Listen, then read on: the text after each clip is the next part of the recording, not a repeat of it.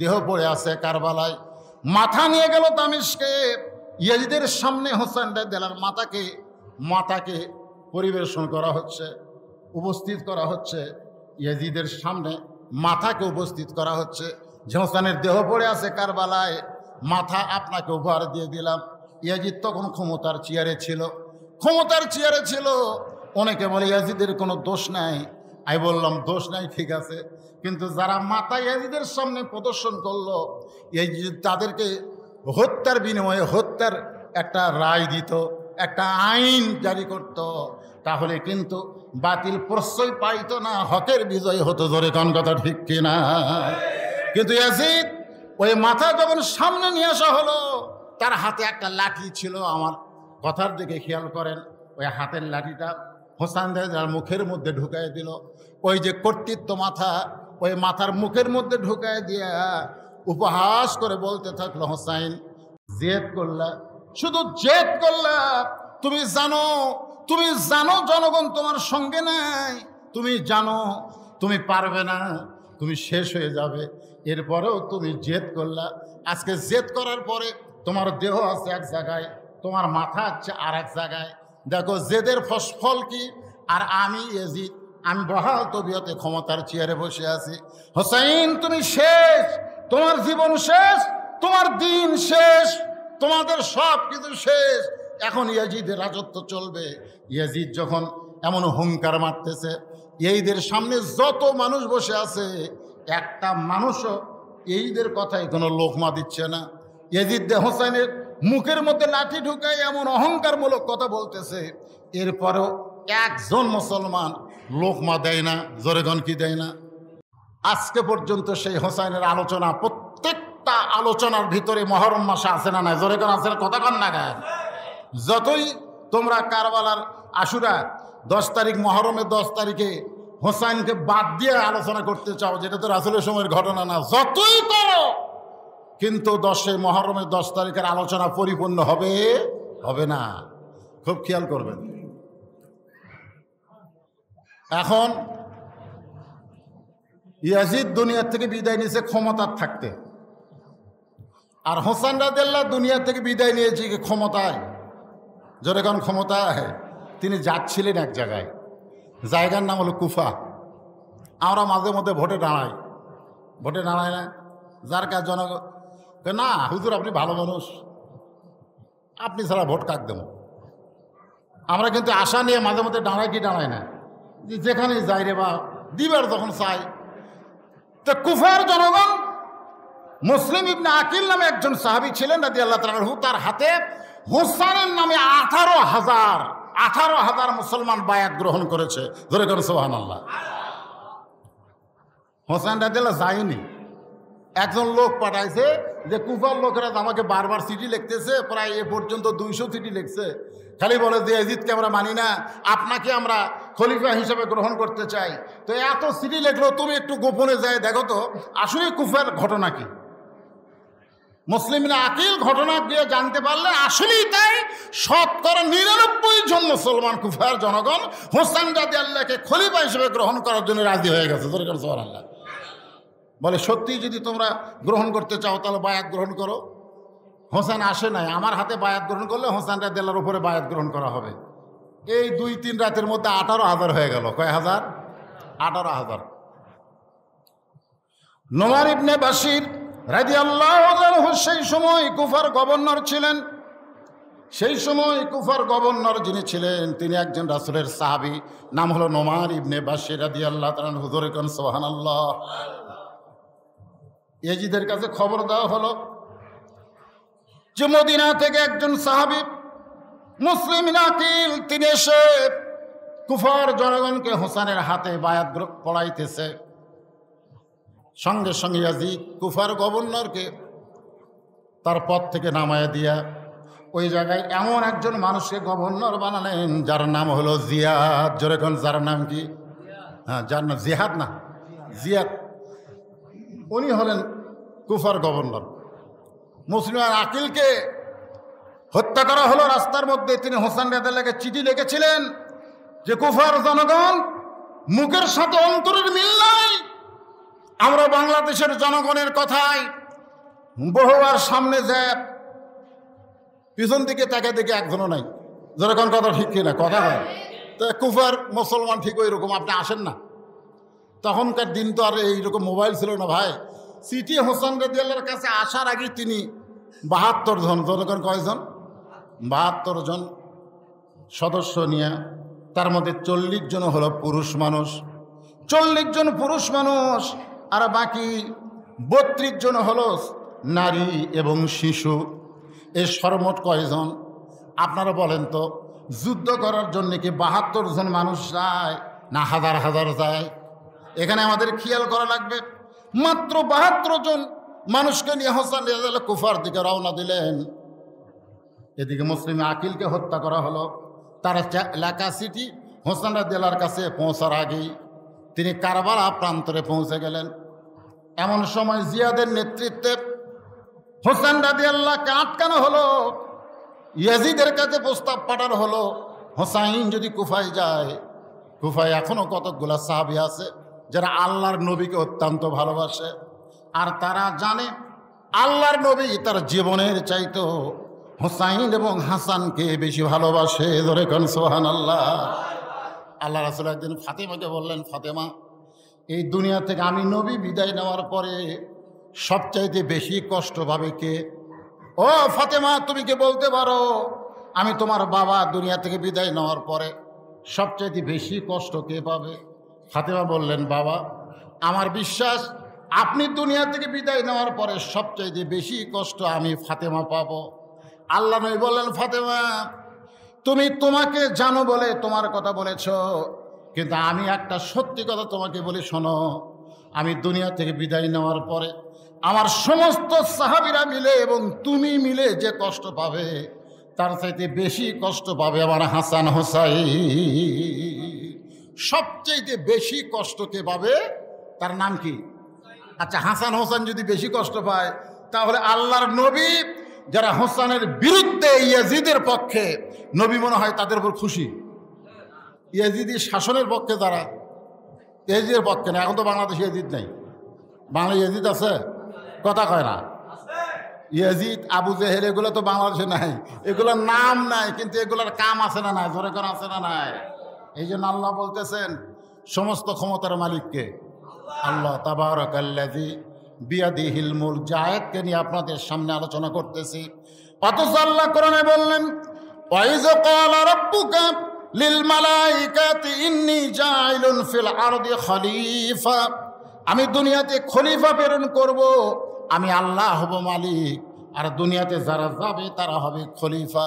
শুধুমাত্র খেলাফতকে কায়েম করার জন্যে হোসেন রাদিয়াল্লাহু মদিনা থেকে কুফার দিকে রওনা দিয়েছিলেন। তিনি বাদশাহী করার জন্য না, খলিফা হওয়ার জন্যে, তার নানার ইসলামকে এই দুনিয়াতে চালু রাখার জন্য হোসেন রাদিয়াল্লাহু রওনা দিয়েছিলেন। কোনো যুদ্ধ করার জন্যে না, কোনো গণ্ডগোল করার জন্য। ধরে কোনো কথা ঠিক কিনা? গণ্ডগোল করার নিয়ত থাকলে বুঝে শোনা রওনা দিতেন, সৈন্য সামন্ত নিয়ে রওনা দিতেন। কিন্তু পরিবারকে নিয়ে মাত্র 72 জন মানুষের একটা কাফেলা কারবালা প্রান্তরে গিয়ে তাকে থামানো হলো। তাকে আর সামনে যাওয়ার দেওয়া হচ্ছে না। তিনি লক্ষ্য করে দেখলেন আশেপাশে হাজার হাজার মানুষ অস্ত্র নিয়ে। তিনি চমকে জিয়াদকে বললেন, আমাকে এভাবে আটকে দিয়ে আশেপাশে অস্ত্র নিয়ে দাঁড়ানোর কারণ কি? তিনি 3টা প্রস্তাব দিলেন। 1 নম্বর প্রস্তাব হলো, আমি মদিনাতে ফেরত যাবার চাই, আমি কোনো গণ্ডগোল করবার চাই না, আমি মদিনাতে ফেরত যাবার চাই। যে কাফেলা নিয়ে কুফার দিকে রওনা দিছিলাম, আমি কুফার মুসলমানের চিঠি পায়া পায়া আমি রওনা দিছিলাম, কিন্তু এখন যখন দেখতেছি দরকার নেই, তাহলে এই পরিবারের সবাইকে নিয়ে আমি কোথায় যাবার চাই? মদিনায় যাবার চাই। আপনারা বলেন কোনো গণ্ডগোল আছে? এদের এখন কোনো গণ্ডগোল আছে? আমার 2 নম্বর প্রস্তাব হলো, আমি হোসাইন ইয়াজিদের কাছে যাবার চাই। আমি হোসেন কোথায় যাবার চাই? ইয়াজিদের কাছে যাবার চাই। আমার 3 নম্বর প্রস্তাব হলো, আল্লাহর নবীর দেখানো পথ অনুসারে কেউ যদি খেলাফতকে গ্রহণ করে, আমি তাকে গ্রহণ করতে চাই। আপনারা বলেন এই 3টা প্রস্তাবের মধ্যে খারাপ প্রস্তাব আছে? 1 নম্বর কি? আমি আছি আর ফিরে যাবার চাই মদিনায়। 2 নম্বর আইসি যখন দ্বিতীয় প্রস্তাব হলো ইয়াজিদের কাছে যাব। জোরে এখন কার কাছে যাব? ইয়াজিদের কাছে যাব। আর তৃতীয় প্রস্তাব হলো আল্লাহ রাসূলের প্রদর্শিত পথে কেউ যদি খলিফা হয় আমি তার হাতে বায়াত হব। আমার নিজের চেয়ারে বসার কোনো দরকার, আল্লাহর ইসলাম চলুক। আপনারা বলেন এত সুন্দর প্রস্তাব দেওয়ার পরেও তারা হোসেন রাদিয়াল্লাহকে ছাড়ে নাই। হোসেন রাদিয়াল্লাহকে ছাড়ছে? কেন ছাড়লো না? সবাই মুসলমান, সবাই মুসলমান, কিন্তু কেন ছাড়েনি? এখানে আমাদের প্রশ্ন, কেন গ্রেফতার? কেন? শাহিদ খানের মতন লুচ্চা বিয়া ছাড়াই বাচ্চা হয়, 4-5 বছর পরে বাচ্চার পরিচয় হয়, ধরে কোন ঠিক কিনা? আর আলিম বউলে ধরা পড়লে কাবিন আছে, কাবিন আছে, কাবিন তো নাই। এখন চিন্তা করেন বাংলাদেশের কোন আলিম বউলে ঘুরলে কাবিনটা ঘুরবে? কিন্তু ঘোরা লাগবে তো। যদি জিজ্ঞাসা করে তোমার বউ লয়, তার কীভাবে বরণ করবেন? এখন কাবিন দেখার লাগবে। এই তো একটা অবস্থা, এই তো একটা সামাজিক ব্যবস্থা। আমরা কিন্তু মানে নিয়েই বসবাস করতেছি। জোরে কোন কথা ঠিক কিনা ভাই রে? হ্যাঁ, একটু মনোযোগ দিয়ে শোনেন। তাকে তিনি চারিদিকে লক্ষ্য করে দেখলেন যারা সৈন্য নিয়ে অস্ত্র নিয়ে দাঁড়ায় আছে। তার মানে কি বুঝলেন? তাকে ওখান থেকে ফেরত এসে দেবে, এই যে কাছে জবাব দেবে। রাসূলের পথ অনুযায়ী কেউ ক্ষমতায় চেয়ারে বসুক, আল্লাহর হুকুম অনুযায়ী সেটা তারা মানবে। তাকে হত্যা করার জন্য চেষ্টা করা হলো। সবচাইতে করুণ ঘটনা হলো আলী আসগর, ছোট্ট একটা বাচ্চাকে, ফোরাত কোলের পানি শিয়াল খায়, কুকুর খায়, পশু পক্ষী সবাই ফোরাতের নদীর পানি পান করে, আর আলী আসগর একটা বাচ্চাকে পানি পান করাতে গেছে। সবচাইতে আমি কারবালার ঘটনা পড়তে গিয়া, এ আলী আসগরের ঘটনা পড়তে গিয়ে আমি অস্থির হয়ে যাই।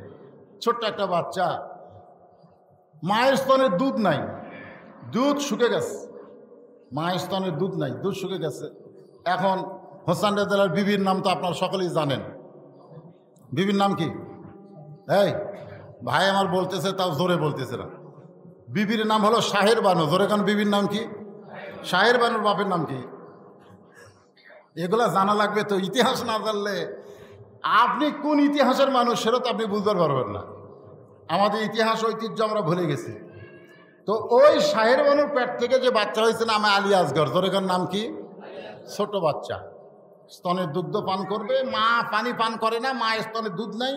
তো বলে আমাদের উপরে না হয় ইয়াজিদের শত্রুতা হতে পারে, জিয়াদের শত্রুতা হতে পারে, কিন্তু আমার আলী আসগর উপরে কোনো শত্রুতা নাই, যাও পানি পান করে নিয়ে আসো। হোসেন রাদিয়াল্লাহু এক হাঁটু পানি পরিমাণ নামলেন, চিৎকার করে বললেন তোমাদের সকলের হাতে অস্ত্র, আমার হাতে কোনো অস্ত্র নাই। আমার 2 হাতে শুয়ে আছে আমার অবশিশু বাচ্চা, মায়ের স্তনের দুগ্ধ নাই, পানির জন্য জিহ্বা বের করতেছে। আমি একজন বাবা হইয়া ফোরাত কোলে কত পানি, অথচ আমার বাচ্চার মুখে আমি পানি পান করাতে পারবো না। এই কথা বলে সামান্য পানি যখন হাতের চলে নিয়ে আলী আসগরকে মুখের মধ্যে দিবেন, ছোট্ট বাচ্চা আলী আসগর যখন পানি পান করার জন্য মুখটা ফাঁক করেছে, এমন সময় সৈন্যর একটা তীর এসে আলী আসগরের বুকের মধ্যে ঢুকে গেল।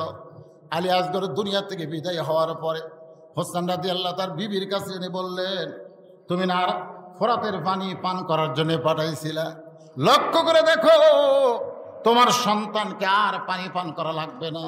হোসেন রাদিয়াল্লাহর বিবি তার স্বামীর মনকে খুশি করার জন্য সন্তানের কপালে চুমা দিলেন। তার স্বামীর মনকে খুশি করার জন্য সন্তানের কপালে চুমা দিয়ে বললেন স্বামী গো, দুনিয়ার নদীর পানি আমার আল্লাহ তাআলা আমার সন্তানের জন্য পছন্দ করে নাই।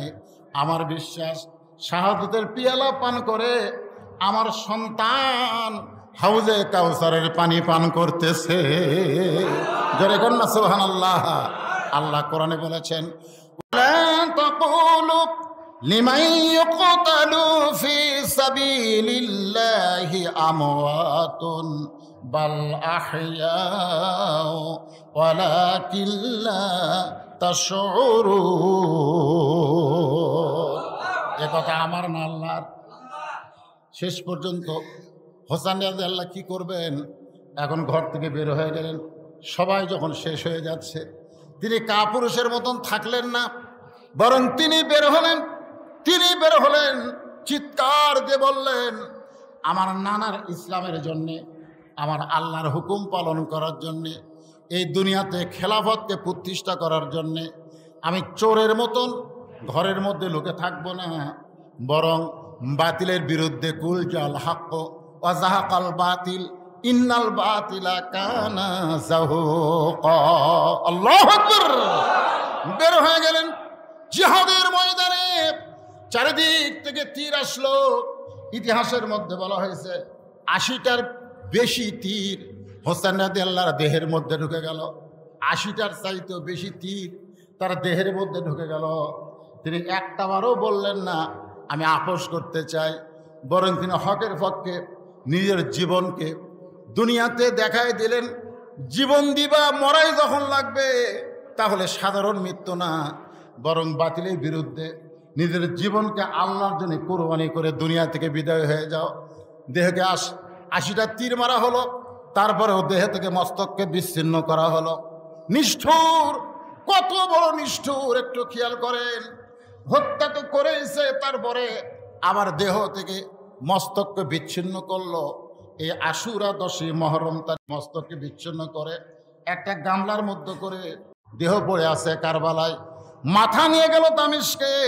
ইয়াজিদের সামনে হোসেন রাদিয়াল্লাহর মাথাকে পরিবেশন করা হচ্ছে, উপস্থিত করা হচ্ছে। ইয়াজিদের সামনে মাথাকে উপস্থিত করা হচ্ছে যে হোসেনের দেহ পড়ে আছে কারবালায়, মাথা আপনাকে উপহার দিয়ে দিলাম। ইয়াজিদ তখন ক্ষমতার চেয়ারে ছিল। অনেকে বলে ইয়াজিদের কোনো দোষ নাই। আমি বললাম দোষ নাই ঠিক আছে, কিন্তু যারা মাথা ইয়াজিদের সামনে প্রদর্শন করলো, ইয়াজিদ তাদেরকে হত্যার বিনিময়ে হত্যার একটা রায় দিত, একটা আইন জারি করত, তাহলে কিন্তু বাতিল প্রশ্রয় পাইতো না, হকের বিজয় হতো। জোরে কোন কথা ঠিক কিনা? কিন্তু ইয়াজিদ ওই মাথা যখন সামনে নিয়ে আসা হলো, তার হাতে একটা লাঠি ছিল। আমার কথার দিকে খেয়াল করেন। ওই হাতের লাঠিটা হোসেন রাদিয়াল্লাহর মুখের মধ্যে ঢুকায় দিল। ওই যে কর্তৃত্ব মাথা, ওই মাথার মুখের মধ্যে ঢুকায় দিয়া উপহাস করে বলতে থাকলো, হোসাইন জেদ করলা, শুধু জেদ করলা। তুমি জানো জনগণ তোমার সঙ্গে নাই, তুমি জানো তুমি পারবে না, তুমি শেষ হয়ে যাবে। এরপরেও তুমি জেদ করলা। আজকে জেদ করার পরে তোমার দেহ আছে এক জায়গায়, তোমার মাথা আছে আর এক জায়গায়। দেখো জেদের ফল কি। আর আমি ইয়াজিদ, আমি বহাল তবিয়তে ক্ষমতার চেয়ারে বসে আছি। হোসাইন তুমি শেষ, তোমার জীবন শেষ, তোমার দিন শেষ, তোমাদের সব কিছু শেষ। এখন ইয়াজিদের রাজত্ব চলবে।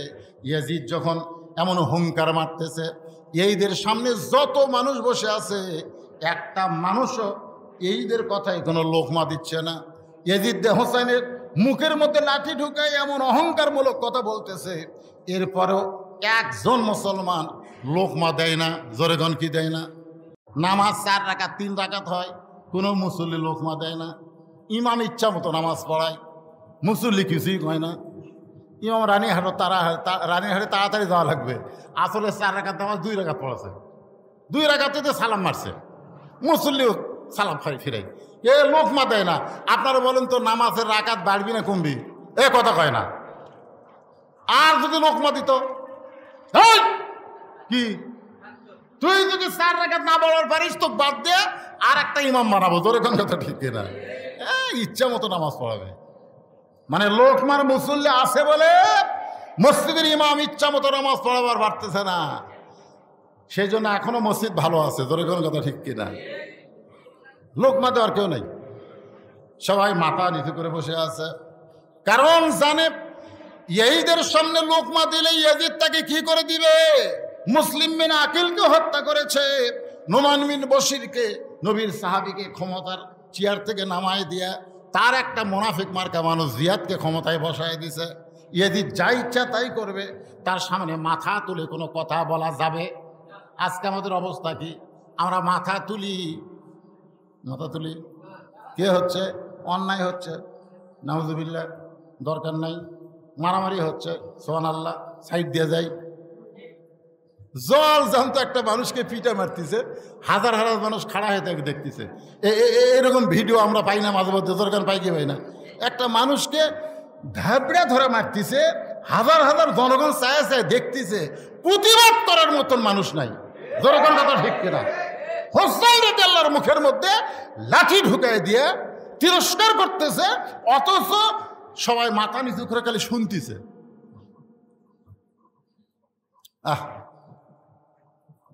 আশুরা 10ই মুহররম, এমন সময় লাঠিতে ভর দিয়ে ঠিক মতো দাঁড়াবার পারে না, তারপরেও লাঠিতে ভর দিয়া একজন সাহাবী দাঁড়ায়া গেলে। সনালাকন লোকমা দেওয়ার মানুষ আছে না নাই? কিন্তু সবল না দুর্বল? কথা কয় না?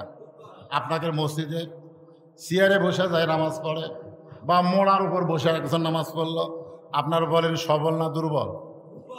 আপনারা দুর্বল মানুষ বসে থাকবে, কিন্তু ওই সাহাবী দুর্বল হওয়ার পরেও লাঠিতে ভর দিয়া দাঁড়ায় গেলেন। আমি বললাম মসজিদ বসার জায়গা না, মসজিদ হলো দাঁড়ানোর জায়গা। কুমু লিল্লাহি কানিতিন, আল্লাহ বলেছেন নামাজ যদি শুরু করবার চাও, আমি আল্লাহর যদি আনুগত্য করতে চাও, তাহলে দাঁড়ায়া তোমাকে শুরু করা লাগবে। সোনাল বলেন বসা যাবে না। আপনি যে চেয়ারে বসলেন, আপনি কি বাড়ির থেকে আপনাকে শান করে নিয়ে এসে বসাছে, না আপনি হেঁটে হেঁটে এসে বসলেন? কথা কয় না। যে ভাইটা আমার মোড়ার উপর বসতে নামাজ পড়লেন, ওনাকে কি ওনার ছেলেরা শান করে এসে বসে থসে, না উনি হেঁটে হেঁটে এসে বসলেন? তারা হেঁটে হেঁটে যেই লোকটা এসে বসে, ওর নামাজ কোনোদিনই হবে না। কেন? যে হাঁটতারই পরে তার বসা কি ওই কি ঘুষা যাচ্ছে, না খাড়ায় হেঁটে যাচ্ছে?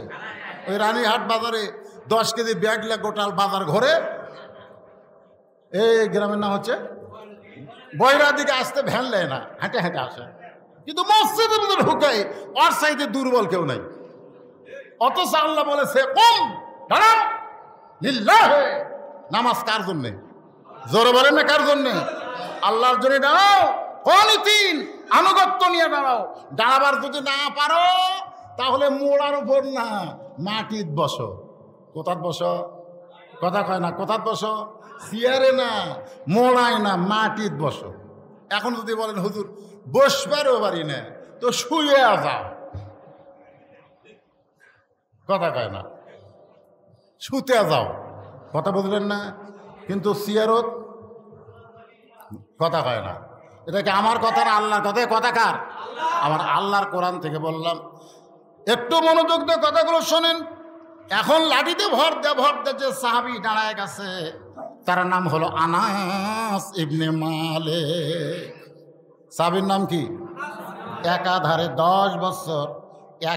10 বছর আল্লাহর নবীর খেদমত করেছেন। আল্লাহ নবীর খাদেম ছিল, কিন্তু গোলাম ছিল না। আল্লাহ নবীর খাদেম ছিল, ধরে কোন কি ছিল? কিন্তু গোলাম ছিল। কথা কয় না, গোলাম ছিল। কেউ যদি বলে আমি গোলাম রসুল, তাহলে শিরক হবে। গোলাম রব্বানি জায়েজ হবে। গোলাম রব্বানির গোলাম হওয়া যাবে, আল্লাহর গোলাম হওয়া যাবে। আল্লাহ ছাড়া অন্য কারো গোলাম হওয়া যাবে না, এমনকি আমার রাসূলেরও গোলাম হওয়া যাবে না। গোলাম হতে হবে কেবলমাত্র একজন, তিনি কে? তাহলে একাধারে 10 বছর যিনি রাসূলের খেদমত করেছেন, তার নাম হলো আনাস ইবনে মালিক। লাঠিতে ভর দিয়ে দাঁড়িয়ে বললেন, ইয়াজিদ, এই আমার দিকে তাকান। মাজাত শক্তি নাই, জরখান কি নাই। লাঠির ভরটা খাড়া হয়ে বলে, ইয়াজিদ, মুখে যা আসে তা বলতে পারবা না, মুখে যা আসে তাই বলতে পারবা না। যে হোসেন মুখে লাঠি ঢুকাইয়া তুমি তিরস্কার করতেছ, তুমি যদি হোসেনকে চিনতে, তাহলে এইরকম বেয়াদবি তোমার দ্বারা সম্ভব হতো না। যদি ওই হোসেনকে তুমি চিনতে। আজকে যারা হোসেনকে চেনে না, তারা 10ই মুহররমে হোসেনের কারবালা বাদ দিবার চায়। যারা হোসেনকে জানে না, বোঝে না, তারাই বাদ দিবার চায়। ইয়াজিদের দোসররা চায় আস্তে আস্তে কারবালাকে মানুষের অন্তর থেকে ভুলাই দিতে। কারণ কোনো একটা বিশাল বিজয় যদি আপনি অর্জন করতে চান, কারবালা ছাড়া কখনো সম্ভব নয়। কথা বলেন ঠিক কিনা? কারবালা ছাড়া কোন মুসলমানের বিজয় হবে না। আল্লাহ বলেছেন, ওয়ালা নাবলুওয়ান্নাকুম বিশাইয়্যিম মিনাল খাউফি ওয়াল জুই ওয়া নাকসিম মিনাল আমওয়ালি ওয়াল আনফুসি ওয়াস সামারাতি ওয়া বাশশিরিস সাবিরিন। আমি একদিন ঘরের মধ্যে ছিলাম, আনাস বলতেছে, ঘরের মধ্যে দাঁড়িয়ে আছি রাসূল নামাজের সিজদায়। আনাস রাদিয়াল্লাহু বলতেছে আমি নবীর ঘরের মধ্যে দাঁড়িয়ে আছি আর আল্লাহর নবী নামাজের সিজদায়। এমন সময় ওই যে হোসেনের মুখের মধ্যে লাঠি ঢুকাইছো, কার মুখের মধ্যে? সেই হোসেন কোত্থেকে দৌড়ে এসে নবীর পিঠের উপর লাফ দিয়ে চড়ছে।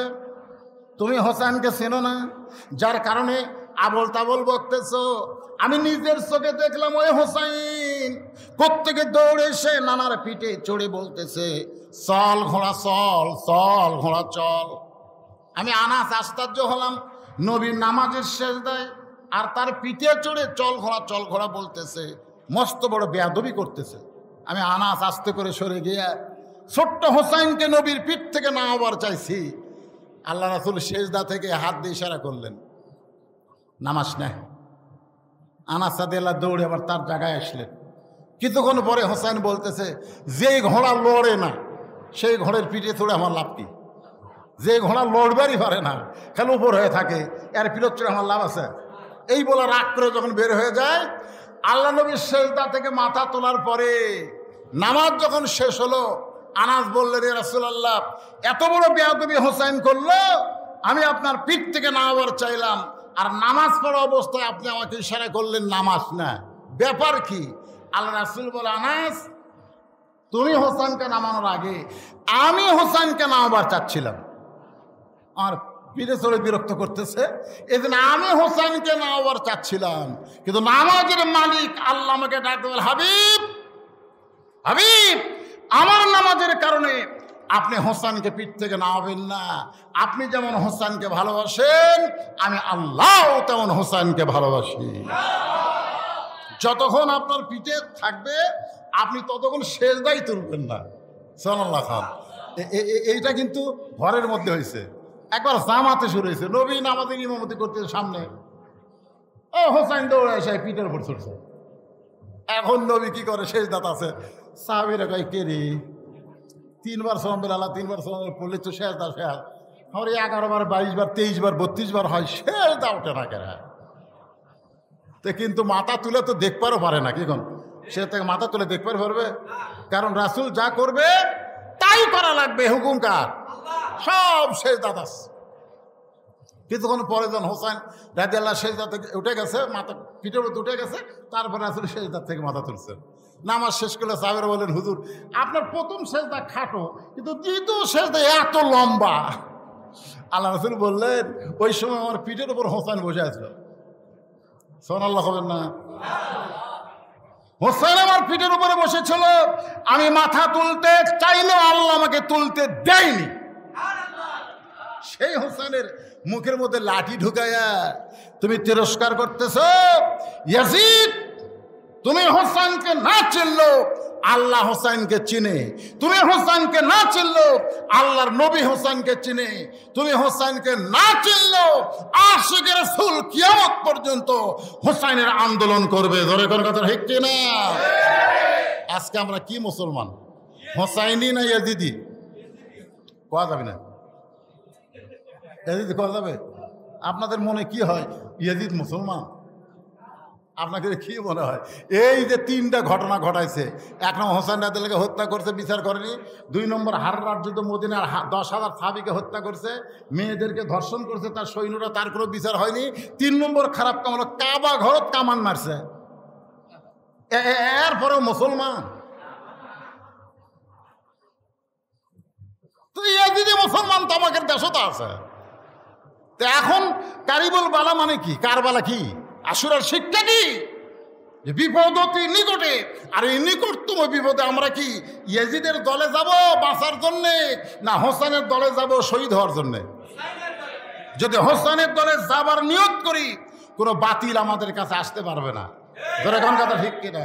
আর ইয়াজিদের মতন থাকি, দেখ বাঁচি পারে, কিসের বিপদ, দরকার নাই, বাঁচি। যতই চেষ্টা করি আমি আমার জীবনকে বাঁচাবার পারবো না। পারবো? যতই চেষ্টা করি আমি আমার জীবনকে বাঁচাতে পারবো। বগুড়ার ডাক্তার হচ্ছে না, এনায়েতপুরে গেলাম, এনায়েতপুর ডাক্তার হলো না, ঢাকাত গেলাম, ঢাকার ডাক্তার হলো না, মাদ্রাজে গেলাম, বাঁচবো, দৌড়াচ্ছি তো। লন্ডন ফন্ডন আমেরিকা সব ডাক্তার বলতেছে দৌড়া লাভ নেই, আল্লাহ আল্লাহ করে। তখন বাড়িতে এসে বলতেছে, আল্লাহ তুমি ছাড়া আমার কেউ নেই, আল্লাহ তুমি ছাড়া আমার কেউ নেই। আল্লাহ কয় তো দৌড়েন শেষ। আজকে আমাদের অবস্থা হবে তাই। আমরা সারা জীবন এজিদি মুসলমান হয়ে শয়তানের পথে দৌড়ে দৌড়ে শেষে দেখো আল্লাহ তুমি ছাড়া আমাকে কেউ নেই, আল্লাহ। এই কথা নিয়ে, এই কথা বলে মুসলমান হয়ে মরতে পারবো? খুব খেয়াল করেন। আনাস রাদিয়াল্লাহু বললেন, ইয়াজিদ তুমি হোসেনকে চিনো না? যদি চিনতে পারতা তাহলে এরকম বেসাইদা কথা বলতা না। আমি হোসেনকে চিনি, আমি হোসেনকে চিনি, জোরে কান সুবহানাল্লাহ। যিনি রাসূলের একাধারে 10 বছর খাদেম ছিলেন, রাসূলের খেদমত করেছেন। আলোচনা চলতেছে, সাহাবীরা আলোচনা শুনতেছে, হোসেনকে নিয়ে একটু আপনাদের বোঝানোর জন্য বলতেছে, একটু মনোযোগ দিবেন। সাহাবীরা আলোচনা শুনতেছে, রাসূল ওয়াজ করতেছে।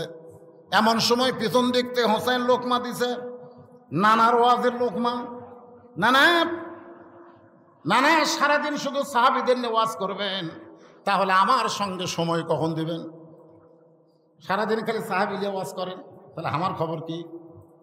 1 নম্বর সাহাবী আবু বকর বললেন, হুযায়ফা পাশেই বসেছিল, হোসেনকে আটকে দে। ও যদি নবীর কাছে আসে তাহলে নানা নাতি, আর নবী থাকবে না। সুবহানাল্লাহ।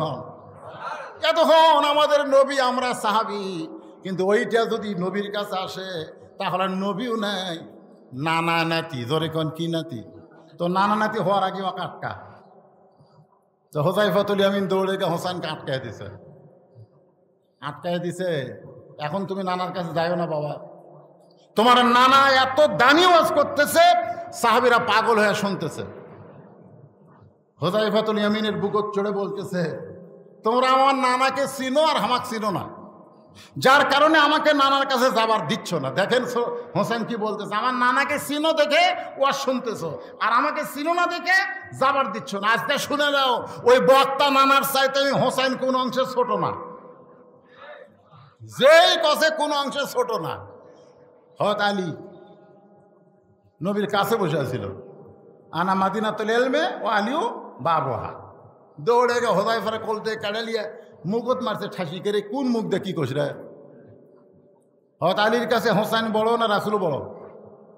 এই আপনাদের কাছে কি মনে হয়, ছেলে বড় না নবী বড়? আল্লাহ রাসূল বলেছেন, লা ইউমিনু আহাদুকুম হাত্তা কুনা হাব্বা ইলাইহি বিন নাফসিহি। তুমি ততক্ষণ পর্যন্ত প্রকৃত মুমিন হতে পারবা না যতক্ষণ পর্যন্ত তোমার জীবনের চাইতে আমি নবীকে বেশি ভালো না বাসবে। ধরে কোন সুবহানাল্লাহ। মুকুট মারছে ঠাসি, এত জোরে ঠাসি মারছে, দাঁত দিয়ে রক্ত বের হয়ে গেছে। একসময় হযরত আলী হোসেনের মুখতে হাতটা টান দিলে হোসেন বলে, রে নবীর সাহাবীরা, আমি একজন সাহাবীর কোল থেকে বলেছি, ওই নানার চাইতে কোনো অংশে আমি ছোট না। এখন আমার বাবার কোল থেকে বলতেছি, আমাকে তোমরা চিনো না, আজকে চিনে নাও, ওই নানার চাইতে আমি অনেক বড়। যেই কইছে নানার চাইতে বড়, আর কোন সাহাবী সহ্য করতে পারে না। ওমর ফারুক বললেন, আলী তোমার হোসেনকে তো চরম বেয়াদবি করতেছে, নবীর চাইতে বড় এই কথা কেমনে?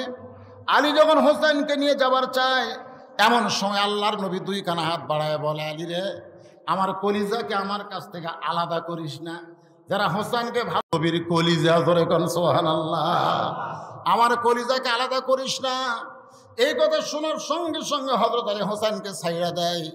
হোসেন এক দৌড়ে এসে নবীর বুকে ঝাঁপ দেয়, বলে, না না, তোমাকে ছাড়া আমি বাঁচবো না, না না, আমার জীবনের চাইতেও তোমাকে বেশি ভালোবাসি। দাদা সব সময় সাহাবী নিয়ে থাকো, আমাকে সময় দাও না। বলে, রাগ করে বলেছি, না না, আমার কথাই তুমি কষ্ট পেও না।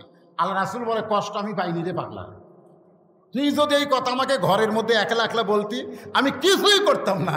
তুই তো আমার মাথার উপর উঠে বসে থাকিস, আমি কিছু কই? সুবহানাল্লাহ কর না কেন?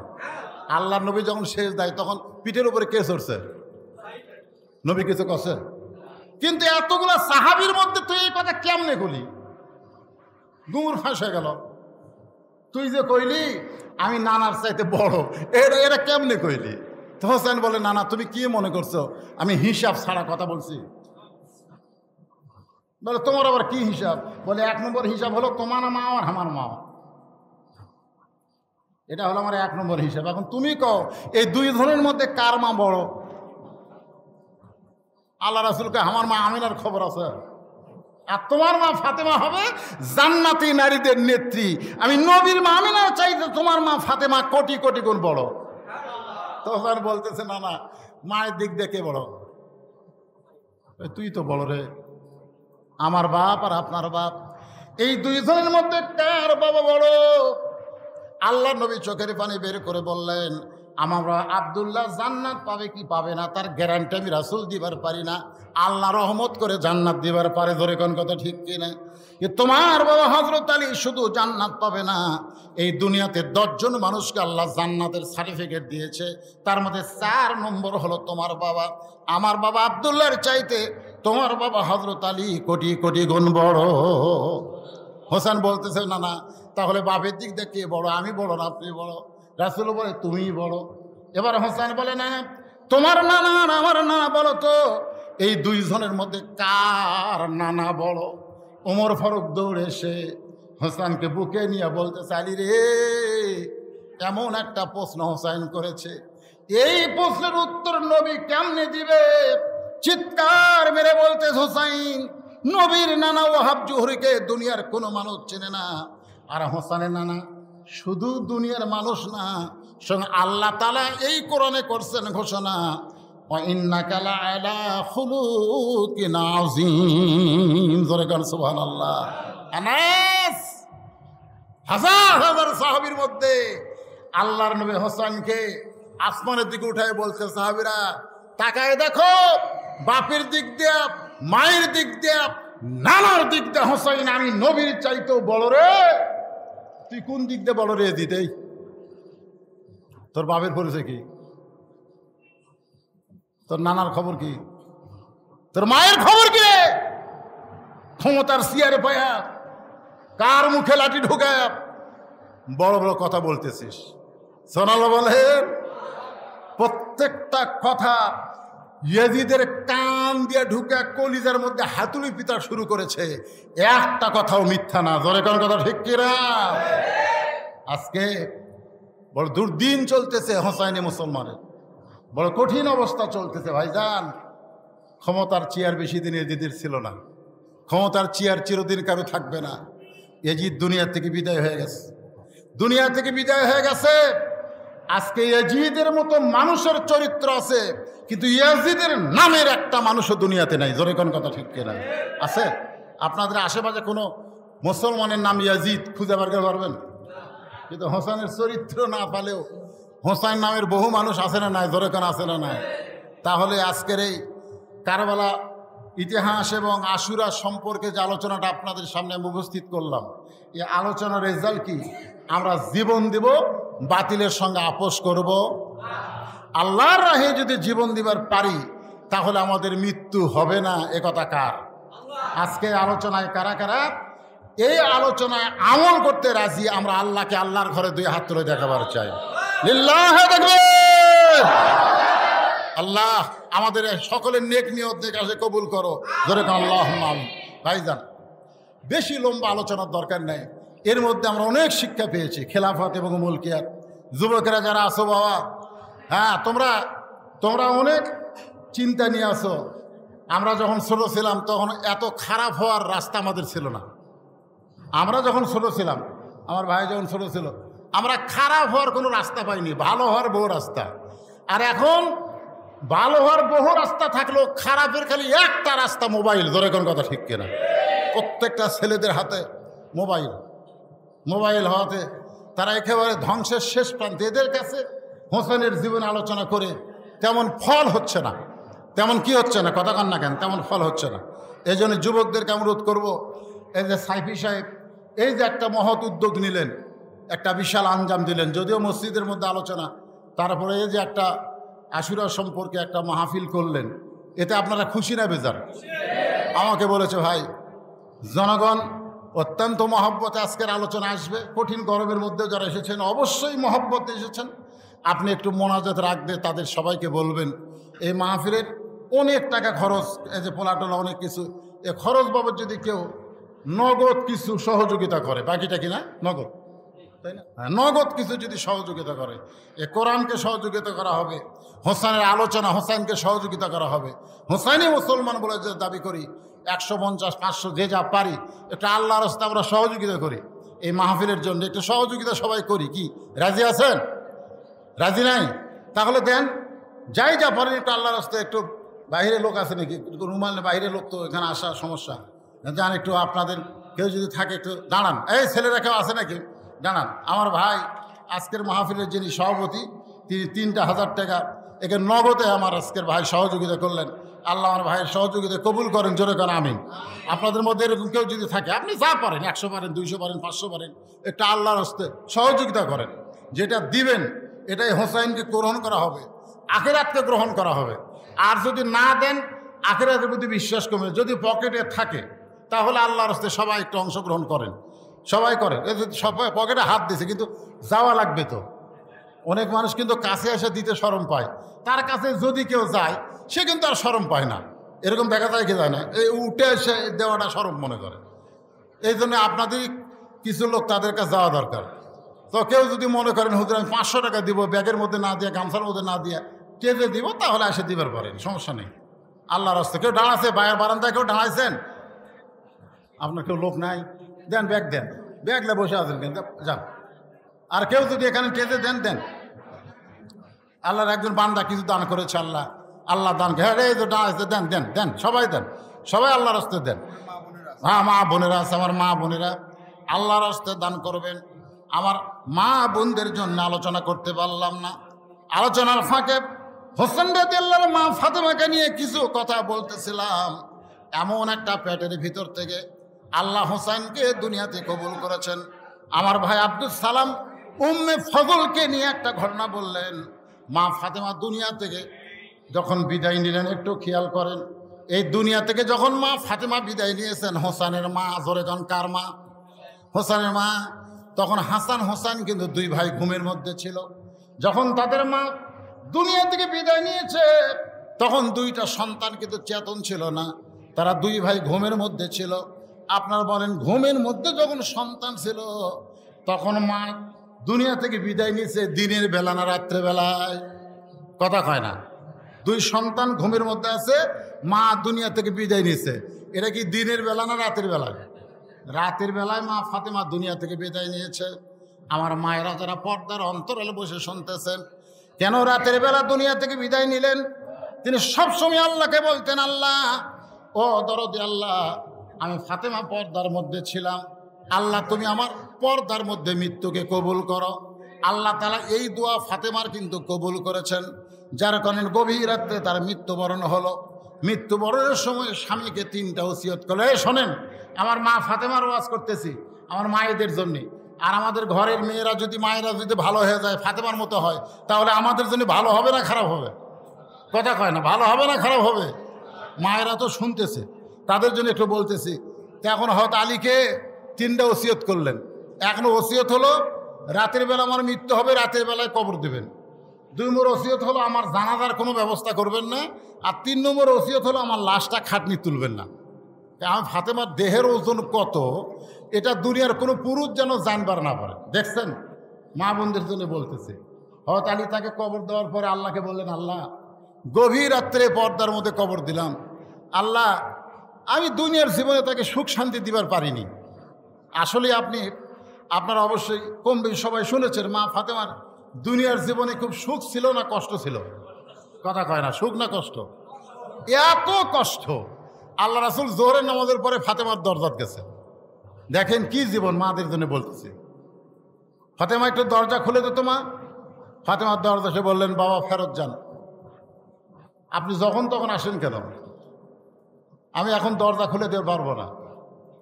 আল্লাহ রাসূল ফেরত গেলেন। আপনাদের কি মনে হলো ফাতেমার ব্যবহার খুব খারাপ? যখন তখন আসেন কেন? এখন দরজা খুলে পারবো না। আসরের নামাজের পরে আল্লাহ নবী ফাতেমার দরজায় সকাল থেকে তোর মুখটা দেখিনি মা, একটা বার দরজা খোল। ফাতেমা কান্দার বলে, বাবা জোহরের সময় যখন আইছিলেন তখন যে অবস্থায় ছিলাম, আসরের সময় আইছেন এখনো সেই অবস্থায়। আমার শরীরে এমন একটা কাপড় পরা, যে কাপড় পরে আমার বাবার জন্যও দরজা খুলতে বড় শরম পায়। কি কষ্টের জীবন চিন্তা করে দেখেন। আল্লাহ রাসূল জানলার পাশে গিয়ে বললেন, মা একটু জানলার দরজা খোল, আমি তোর জন্য একটা উপহার পাঠাই। যেই মাত্র দরজা খুলেছে আল্লাহ রাসূল গায়ের চাদর, যে চাদর গায়ে দিয়ে রাসূল নামাজ পড়ে, ওই চাদরটা ফাতেমাকে দিয়ে দিলেন। চাদর পরে আমার জন্য একটু দরজা খোল। ফাতেমা দরজা খুললেন। রাসূল তাকায় দেখে ফাতেমার দুই চোখে সুরমা দেওয়ার মতন, দুই চোখে সুরমা দেওয়ার মতন। রাসূল বললেন, ফাতেমা চোখে সুরমা দিয়েছিস, তোকে খুব সুন্দর লাগতেছে। ফাতেমা কান্দারে বলে, বাবা চোখে সুরমা দেওয়া লাগে নাই, কয়েকদিন হলে না খাওয়ার কারণে আমার চোখে নিচের কালিমা পড়ে গেছে। সঙ্গে সঙ্গে আল্লাহর নবী ফাতেমার হাত ধরে বললেন, ফাতেমা 33 বার সুবহানাল্লাহ, 33 বার আলহামদুলিল্লাহ, আর 34 বার আল্লাহু আকবার আমল কর। দুনিয়ার কষ্টের জীবন শেষ হবে, আখেরাতে আল্লাহ তোরে 8টা জান্নাতের মালিক বানায়া দিবে। এত কষ্টের জীবন কোনোদিন ফাতেমাকে শান্তি দিবার পারি নাই। আজকে গভীর রাত্রে ফাতেমাকে দাফন করলাম। আমি স্বামী হয়ে তোমার কাছে দোয়া করি, আল্লাহ আমার ফাতেমাকে তুমি কবুল করে নাও। এই দোয়াটা করাও শেষ, তাকায় দেখে হযরত আলী ফাতেমার কবর নাই, কয়েকটা পুরাতন কবর। এইমাত্র ফাতেমাকে যে কবর দেওয়া হলো সেই কবরটা নাই, কয়েকটা পুরাতন কবর। জান্নাতুল বাকি আমার ভাই কয়েকদিন আগে গিয়ে জিয়ারত করলেন। জান্নাতুল বাকির মধ্যে হযরত আলী দৌড়ায় আর বলে, এখনই কবর দিলাম ফাতেমার, সেই কবরটা কোন জায়গায়? যেই দিকে তাকায় খালি পুরাতন কবর দেখা যায়, নতুন কবরটা গেল কোন জায়গায়? কে যেন ডাকতে বলে, আলী ফাতেমা হল আমার পর্দানিশী।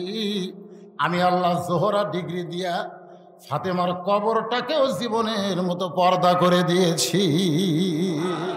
আমার মায়েরা যারা পর্দার অন্তরে বসে আছেন, মা আল্লাহ কোরআন কারিমে ঘোষণা করেছেন, অকরনা ফি বুয়ুতিকুন্না ওয়ালা তাবাররাজনা তাবাররুজাল জাহিলিয়াতিল উলা। মেয়েরা ঘরের মধ্যে থাকবেন, পর্দার মধ্যে থাকবেন, স্বামীর কথা মতো চলবেন। সন্তান পর্দার মধ্যে যদি বড় হয়, পেটের মধ্যেও যদি সন্তান পর্দায় থাকে, এই সন্তান দুনিয়াতে আসার পরে, এখন তো আমরা মায়েদের জন্য বলতেছি, কত মা সন্তান পেটে আসার পর থেকেই আর আলাদা চিন্তা হয়। আমরা আগে গান শুনেছি, হ্যাঁ পায়ের জুতা বানাইলেও ঋণের শোধ হবে না। গান শোনেন না আপনারা? কি বলবো প্রসবের কথা, মা বিনে সেই ব্যথা কেউ তো বুঝিবে না। একটা ভ্যানওয়ালার বইয়ের বাচ্চা হবে, আমার কাছে কয়, হুজুর হঠাৎ পেটের বেদনা উঠছে, সিজার করাবো, টাকা নেই, টাকা খরচ দেন। কেরে তুই ভ্যান চলে খাস, তোর বইয়ের সিজার লাগবে কেন? কয় না না, যদি মোরা যাই। আমরা যতগুলো মানুষ এখানে মুরব্বী আছি, আপনারা বলেন তো আমরা সিজার করা কথা কয় না কেন? আমার তো লাতি লুৎকুর সব সিজার করা। সিজার করা বাচ্চারা কেমনে হয় জানেন? জন্ম নেওয়ার আগেই এরকে পেট কাটে। জন্ম যখন নিবে, দুনিয়াতে স্বাভাবিক আসবে 2 দিন পরে, তার আগেই পেট কাটে। পেট কাটার পরে ডাক্তার দেখতেছে যে এত ঘুমই ভাঙ্গেনি, ঘুম ভাঙ্গি সোমবারে, পেট কাটছে শনিবারে। ডাক্তার চিন্তা করে, কে রে পেট কেটে তো দিকেই ঘুমাচ্ছে, কি করা যায়? তখন ওরা বোট করে টানে বের করেন, বের করে ওই পাও ধরে ঘুরে অচেতন করার জন্য কী করে, ঘুরায়। এই ঘুরানোর কারণে মাথার মধ্যে এমন একটা ঝাঁকি লাগে ভাই। এখন ওই বাচ্চা দুনিয়াতে আসার পরে মোবাইল ছাড়া ভাত খায় না। কি ছাড়া ভাত খায় না? দোয়া চাই, হুজুর দোয়া করেন, খালি কান্দে। হুজুর দোয়া করে না, কান্দন থামে না, পানি পড়া দেয় কান্দন থামে না। 1 মাস পরে বলা হচ্ছে, মা কান্দে, কার কান্দে না হুজুর? তো কোন দোয়ায় কান্দন থামছে? তোর বাবা একটা মোবাইল কিনে দিছে, যখনই কান্দে তখনই চালু করে দিই। যে সন্তানগুলো ভাত খায় মোবাইল দেখে, কান্দন থামে মোবাইল দিয়ে, এই জেনারেশন ভবিষ্যৎ কি হবে চিন্তা করতেছে। সব ইয়াজিদের যোগ দিবি তোর, এখন ঠিক কেনা। এই জন্য যুবকদের বলতেছি, বাবা যুবক, নষ্ট হওয়ার বহু রাস্তা, তার মধ্যে 1 নম্বর রাস্তা হলো এই মোবাইল। দরজা জানলা বন্ধ করে শীতকালে কম্বলের তলে মোবাইল চালু রাখে। বাপ মা শুনবার না পারলে হেডফোন কানের মধ্যে দিয়ে ওই একলা একলা শোনে, আর কয় কেউ দেখতেছে না, কেউ বুঝতে পারতেছে না। দুই কান্দের দুই ফেরেশতাকে আল্লাহ, এই শয়তানের কান্দত আমরা থাকতে চাই না। এই কম্বলের মধ্যে যে অন্যায় শুরু করছে, আমরা আর কান্দত থাকতে শরম লাগতেছে।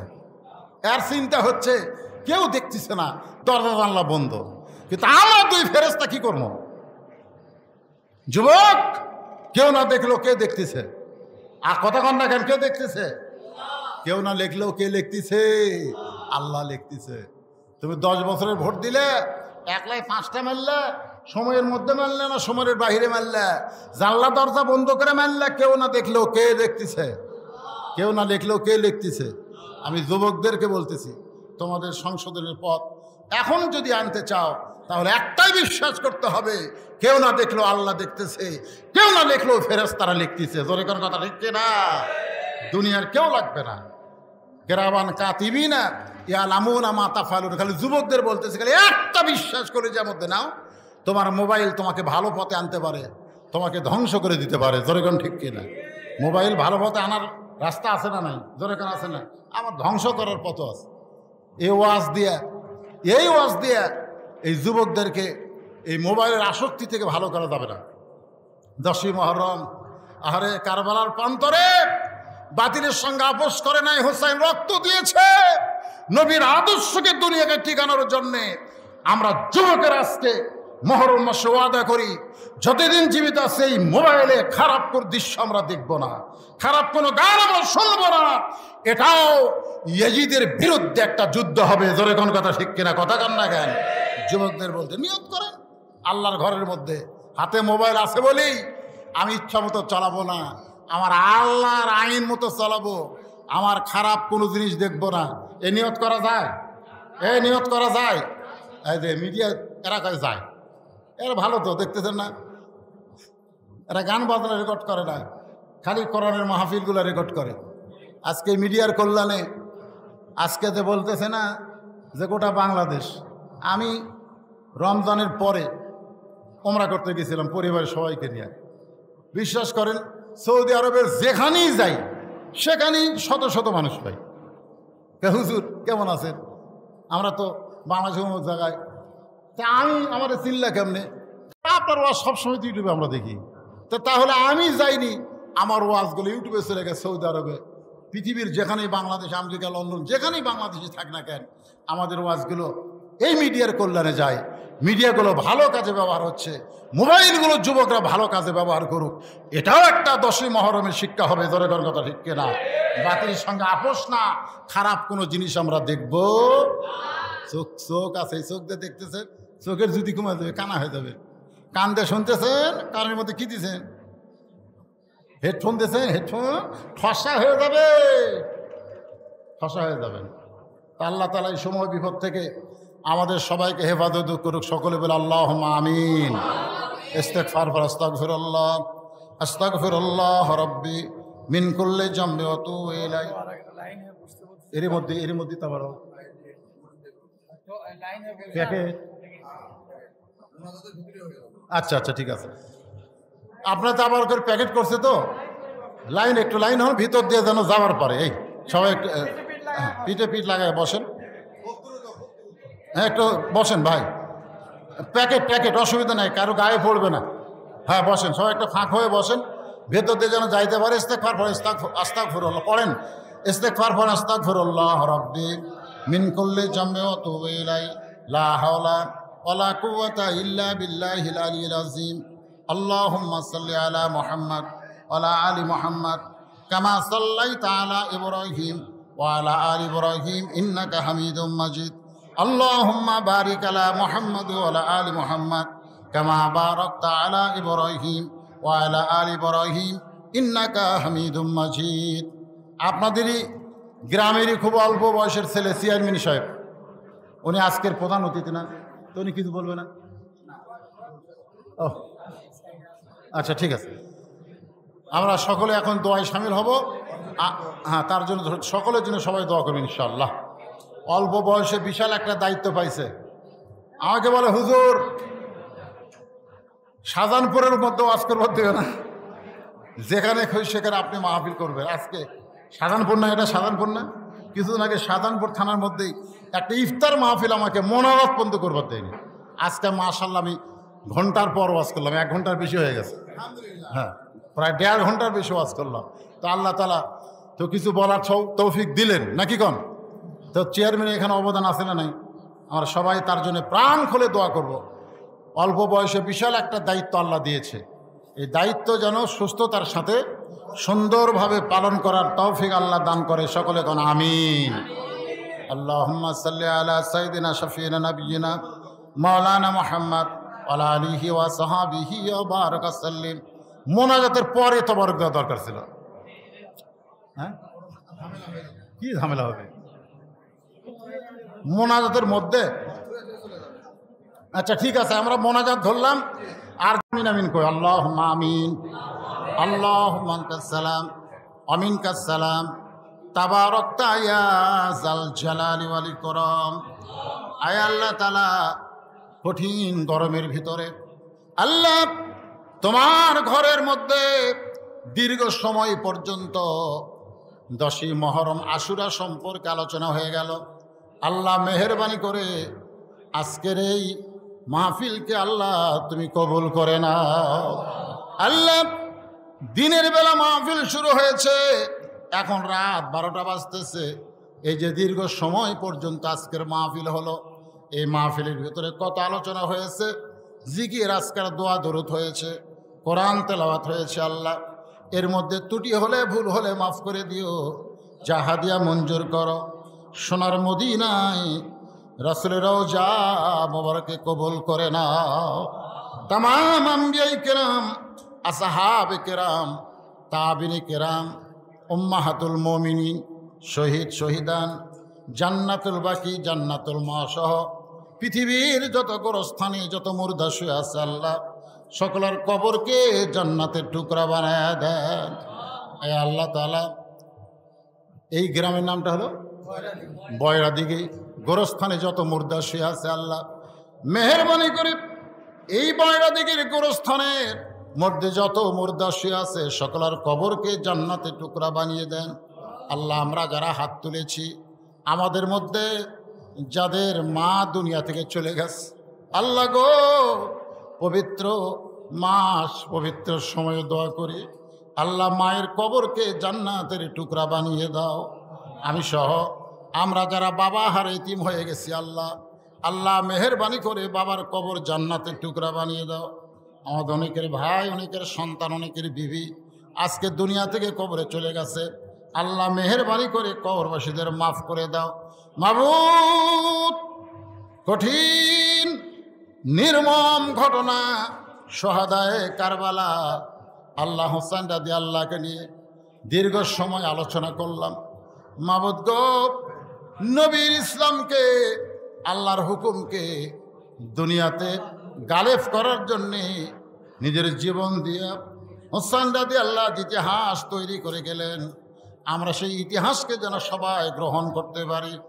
আমরা আজকে তোমার ঘরের মধ্যে ওয়াদাবদ্ধ হয়ে গেলাম, আমরা দরকার হলে হকের পক্ষে জীবন দিব, কিন্তু বাতিলের সঙ্গে আমরা আপোষ করব না। আল্লাহ মেহেরবানি করে আমাদের এই চাওয়াকে আপনি কবুল করে নেন। গোটা বিশ্বের মুসলমানকে আল্লাহ আপনি হেফাজত করেন।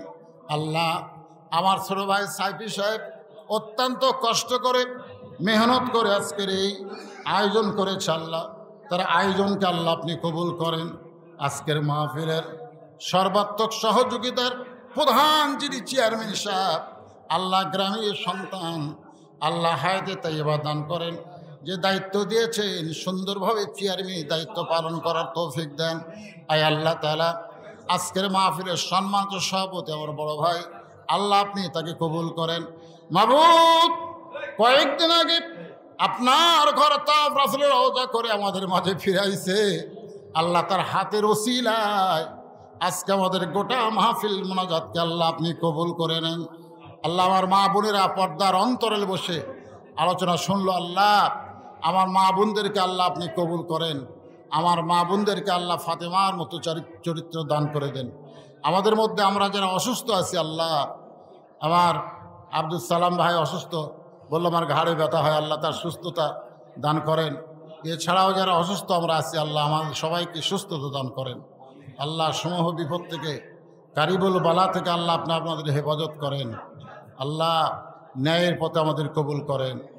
এই আল্লাহ যারা কষ্ট করে মেহনত করে তাবারক পাক করে আজকে জনগণের সামনে উপস্থিত করলো, আল্লাহ তাদের সকলকে কবুল করেন। আমার মিডিয়া ভাইদেরকে কবুল করেন। আল্লাহ আমাদের সকলকে মাফ করেন। সুবহান রাব্বিকা রব্বিল ইজ্জাতি আম্মা ইয়াসিফুন ওয়া সালামুন আলাল মুরসালিন ওয়ালহামদুলিল্লাহি রব্বিল আলামিন ওয়াজাল